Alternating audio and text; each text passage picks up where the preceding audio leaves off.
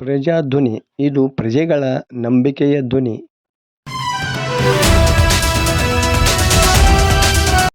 ಗಮನ ಸೆಳೆದ ವಸ್ತು ಪ್ರದರ್ಶನ.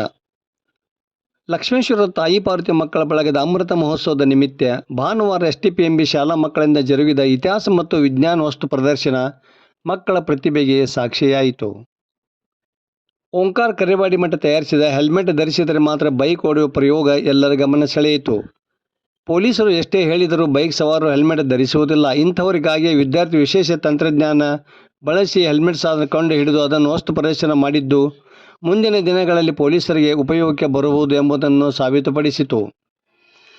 ವಿದ್ಯಾರ್ಥಿಗಳಾದ ಶ್ರೀನಿವಾಸ್ ಕುಡಾಲ್ಕರ್ ಮತ್ತು ವಿಜಯ್ ಹತ್ತಿ ಸಿದ್ಧಪಡಿಸಿ ಪ್ರದರ್ಶನ ಮಾಡಿದ ಮಳೆನೀರು ಕೊಯ್ಲಿನ ಪ್ರಯೋಗ ಪ್ರೇಕ್ಷಕರಲ್ಲಿ ನೀರಿನ ಮಹತ್ವ ಬಿಂಬಿಸುವಲ್ಲಿ ಯಶಸ್ವಿಯಾಯಿತು. ಇನ್ನು ಉದಯ್ ಎಣ್ಣಿಗೇರಿ ವಿದ್ಯಾರ್ಥಿ ಹಡಗನ್ನು ನಿಲ್ಲಿಸುವ ಪ್ರಯೋಗ ವಿಶೇಷವಾಗಿತ್ತು.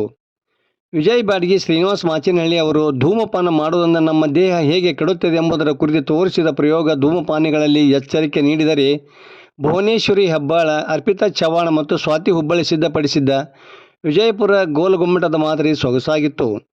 ಮೂವರು ವಿದ್ಯಾರ್ಥಿನಿಯರು ಥೇಟ್ ಗೋಲಗುಮ್ಮಟದಲ್ಲಿ ಬರುವ ಪ್ರತಿಧ್ವನಿಯಂತೆಯೇ ಅವರು ತಯಾರಿಸಿದ ಮಾದರಿಯಲ್ಲೂ ಮೂಡಿಬಂದದ್ದು ಪ್ರೇಕ್ಷಕರಲ್ಲಿ ಅಚ್ಚರಿ ಮೂಡಿಸಿತು. ಹಾಗೆಯೇ ಸಚಿನ್ ಮುಳ್ಳಳ್ಳಿ, ಅವನ್ ಕುಂಬಿ ಅವರು ತಯಾರಿಸಿದ್ದ ಮೈಸೂರು ಅರಮನೆ, ರೇಣುಕಾ ಧರ್ಮದಾಸ್ ಮತ್ತು ಅಮೃತಾ ಪಾಟೀಲ್ ನೈಸರ್ಗಿಕ ನೀರಿನ ಶುದ್ಧೀಕರಣ ಪ್ರಯೋಗ ಎಲ್ಲರ ಗಮನ ಸೆಳೆಯಿತು.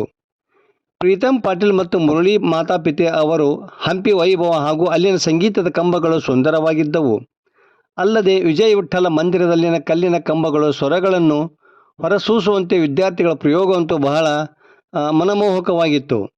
ಅದರೊಂದಿಗೆ ಯಾವುದೇ ತಂತ್ರಜ್ಞಾನ ಇಲ್ಲದೆ ಗ್ಲಾಸನ್ನು ಬಳಸಿ 3D ವಿಡಿಯೋ ಚಿತ್ರ ಪ್ರದರ್ಶನ ಪ್ರಯೋಗಿಸಿದ ರೇವಣಾಂಬ ಹುರಿಕಡ್ಲಿ, ಚೇತನಾ ಮೆಡ್ಲೇರೆ, ಸೋನಲ್, ಸ್ನೇಹ, ಅನುಷಾ, ಧರ್ಮಾಂತರ ಅವರ ಕೇದಾರನಾಥ ಮಾದರಿಗಳು, ರೇವತಿ ವಡಕಣ್ಣವರ ನಿಧಿ ನರಗೆಲ್ಲ, ಶ್ರೇಯಾ ಅವರ ಅಯೋಧ್ಯ ಮಂದಿರ, ಸಾಧನಾ ಸಿಂಗಣ್ಣವರ ವಿದ್ಯಾರ್ಥಿನಿಯ ಹೌರಾ ಸೇತುವೆ ಎಲ್ಲರ ಗಮನ ಸೆಳೆಯುವಲ್ಲಿ ಯಶಸ್ವಿಯಾಯಿತು.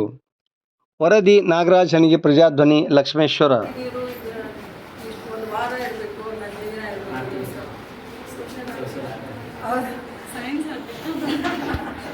ಎಲ್ಲರೂ ಸಂಭಾಳಿಸಿ ಈ ಆಟನ್ನು ನೀವೆಲ್ಲರೂ ಕೂಡ ಮಾಡಿದ್ದಕ್ಕೆ ನಿಮಗೆ ತರಬೇತಿ ಕೊಟ್ಟಂಥ ಎಲ್ಲ ಶಿಕ್ಷಕ ಬಳಗದವರಿಗೂ, ಪಾಲಕರಿಗೂ ನಮ್ಮ ಸಂಸ್ಥೆಯ ಪರವಾಗಿ ಧನ್ಯವಾದಗಳನ್ನು ಹೇಳ್ತಾ ನಿಮ್ಮೆಲ್ಲರಿಗೂ ಕೂಡ ಇನ್ನೂ ಹೆಚ್ಚು